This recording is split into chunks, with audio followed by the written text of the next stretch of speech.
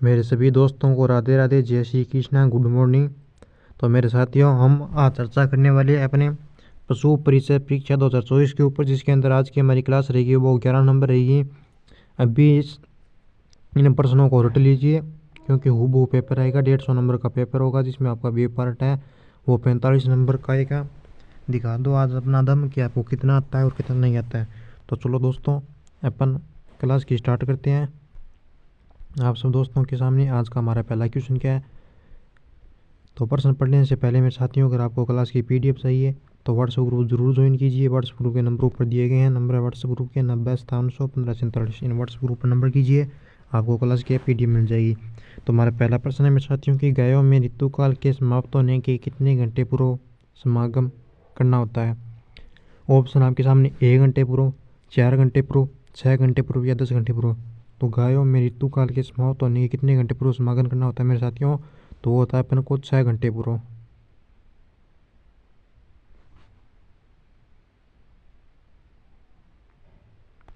Next हमारा यहाँ पे 2 नंबर क्वेश्चन रहने वाला है।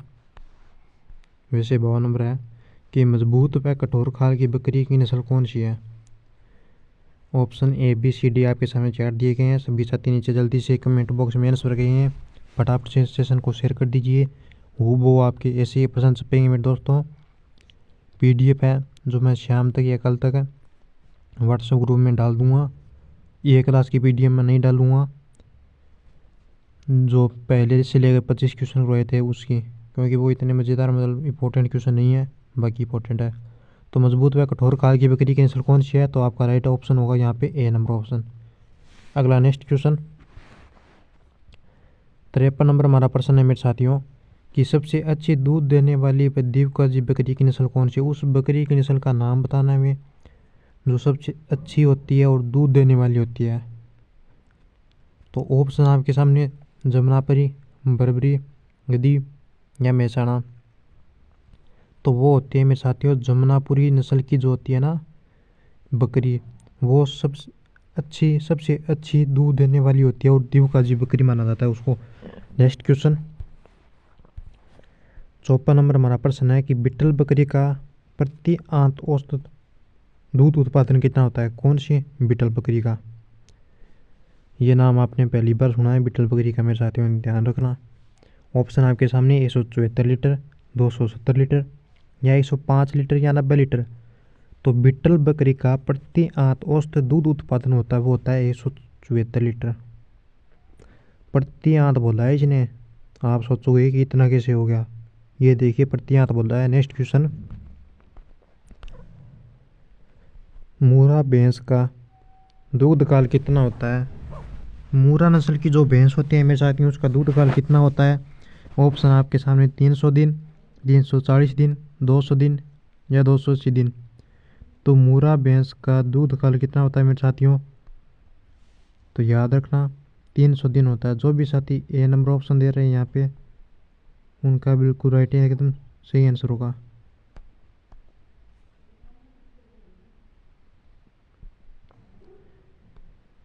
57 नंबर क्वेश्चन हमारा कि एक बकरी 15 जनवरी को ऋतुकाल में आती है तो वह दूसरी बार ऋतुकाल में कब आएगी। एक बकरी होती है जो 15 जनवरी को अपने ऋतुकाल में आती है, तो दूसरी बार है ऋतुकाल में कब आएगी, तो वो आएगी दूसरी बार मेरे साथियों 4 फरवरी को। याद रखना इस प्रकार से क्वेश्चन आपसे घुमा फिरा कर पूछा जाता है। आप इस प्रश्न को कैसे याद रखोगे, तो अपने हिसाब से देख लेना कि बकरी का जो काल होता है वो कितने दिनों का ब्यावन काल होता है, उसका मतलब गर्भ काल होता है, वो उसके हिसाब से इस प्रश्न को करना है। नेक्स्ट क्वेश्चन भारत में पालतू पशुओं की संख्या विश्व के कुल पालतू पशुओं की संख्या का कितने प्रतिशत है। 58 नंबर प्रश्न में कि भारत में पालतू पशुओं की संख्या जो पूरे विश्व है ना उसमें जो कुल पशु पाले जाते हैं उनका कितना प्रतिशत है। ऑप्शन आपके सामने 25, 10, 35 या 50। तो भारत में पूरे विश्व के कुल पालतू पशुओं का जो प्रतिशत है वो अपना 25% है मेरे साथियों। कितना है, तो सर जी अपना 25% है। जो भी साथी भाई बंधु ए नंबर ऑप्शन दे रहे हैं उनका बिल्कुल राइट आंसर होगा। हाँ जी, सभी को एक साथ गुड मॉर्निंग, गुड मॉर्निंग। फटाफट से सेशन को शेयर कर दीजिए। जो भी गरीब बच्चे हैं उन तक क्लास को पहुँचाइए ताकि वो अपना सिलेक्शन क्लियर कर पाए। 60 नंबर हमारा यहाँ पे प्रश्न रहने वाला है कि भारत में विश्व पशु संख्या का कौन सा भाग है। भारत में पूरी विश्व जो पशु संख्या है ना उसका कौन सा भाग है, इसने हमें ये पूछा है। ऑप्शन 1/6 भाग, बी ऑप्शन 1/2 भाग, सी 1/50 भाग, डी 1/25 भाग। तो भारत में विश्व पशु संख्या का कौन सा भाग है, तो वो है अपना 1/6 भाग। जो भी साथी ए नंबर ऑप्शन दे रहे हैं उनका राइट आंसर होगा। 61 नंबर हमारा प्रश्न रहने वाला है कि कौन सी विदेशी गाय अधिक दूध देती है। Option Jersey, Holstein Friesian, brown, इनमें से कोई नहीं। तो कौन सी विदेशी गाय अधिक दूध देती है मेरे साथियों, तो विदेशी गाय इनमें से कौन सी है, तो होल्स्टीन है अपनी। बी नंबर ऑप्शन हमारा सही आंसर होगा। होल्स्टीन फ्रीजियन है ना, ये सबसे अधिक दूध देती है।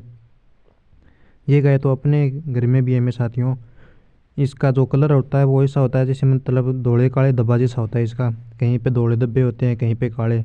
धोले और काले दोनों की मेल की इस नस्ल का रंग होता है मेरे साथियों। और इसके दूध होता है वो सर्वाधिक होता है। अगर इसको हरा चारा डाल दिया जाता है तो पहली बार में इसके 20-25 लीटर दूध हो जाता है। नेक्स्ट क्वेश्चन, होल्स्टीन गाय जैसे भी 2-3 बार उसका ब्यावन काल हो जाता है ना, उसके बाद उसमें कम से कम 40-50 लीटर दूध होता है उसके।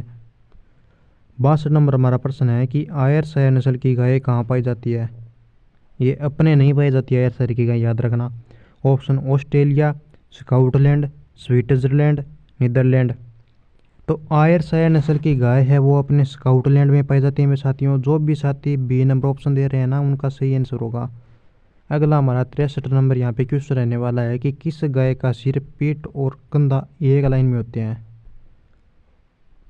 उस गाय का नाम बताने में, जिसका सिर है, पीठ और कंधा क्या होता है मेरे साथियों, एक लाइन में होता है, उस गाय का नाम बताना है।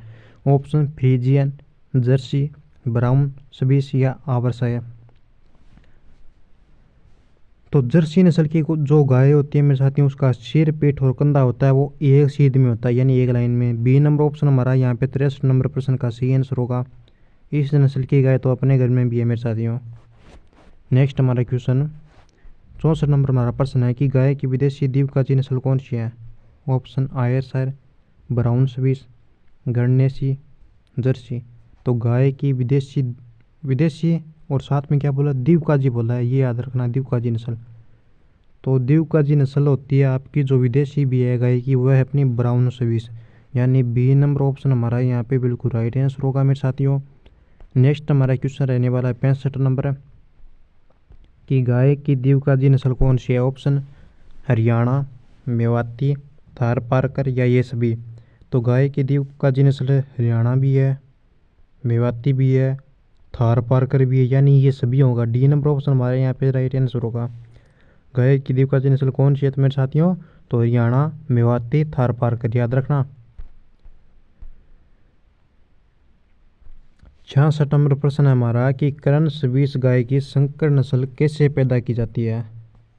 ऑप्शन जर्सी का राठी से मेल कराने पे, ब्राउन स्विस का साहीवाल से, या ब्राउन स्विस हरियाणा से, या पिजियन गिर से। तो करण स्विस गाय की संकर नस्ल कैसे पैदा की जाती है मेरे साथियों, तो याद रखना, ब्राउन स्विस का साहीवाल से संकरण करवाने पर। ठीक है, बी नंबर ऑप्शन हमारा यहाँ पे बिल्कुल राइट आंसर होगा। नेक्स्ट क्वेश्चन, गाय के दूध में वसा की मात्रा कितने प्रतिशत होती है। ऑप्शन 4.92%, 3.21%, 4.58% या 8.54%। तो गाय के दूध में वसा की मात्रा होती है मेरे साथियों 4.92%, यानी ए नंबर ऑप्शन हमारा यहाँ पे राइट आंसर होगा। नेक्स्ट 68 नंबर क्वेश्चन हमारा कि एक पशु के लिए कितना उपयुक्त स्थान होना चाहिए। यानी एक पशु को अपन रखते हैं, ये मान लो बीच में खूंटा है, इधर ये पशु है, तो इसमें मतलब यहाँ पे चारों ओर इसके घूमने के लिए कितना स्थान होना चाहिए रहने बैठने के लिए, तो वो होना चाहिए मेरे साथियों 1.25 से लेकर 1.50 मीटर तक, यानी बी नंबर ऑप्शन हमारे यहाँ पे राइट आंसर होगा मेरे साथियों। नेक्स्ट क्वेश्चन, ऋतुमय गाय की पहचान क्या होती है। ऋतुमय जो गाय होती है उसकी पहचान कैसे करते हैं, कम भोजन करना, बार बार मूत्र करना, बेचैनी होना या ये सभी। तो ऋतु में ये बोलते किसको है, ये आपको पता है क्या? जो गाय बोलने वाली होती है ना, उसको बोलते हैं। तो ऋतु में गाय की पहचान होती है मेरे साथियों, कम भोजन करना, एक तो ये होगी। दूसरी होगी बार बार मूत्र करना। तीसरा बेचैनी होना। चौथा ये सभी ऋतु में ही गाय।